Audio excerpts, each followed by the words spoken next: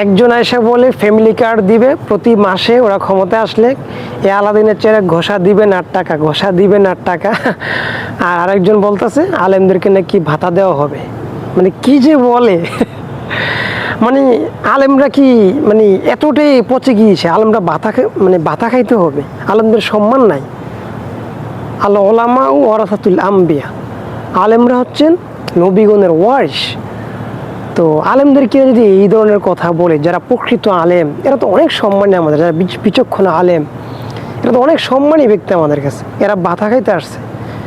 মানে মানুষকে সম্মান যদি দিতে না পারেন চুপ করে থাকবেন, কিন্তু এইভাবে এই ধরনের কথা বলে জাতিকে আর হাসাবেন না আপনারা।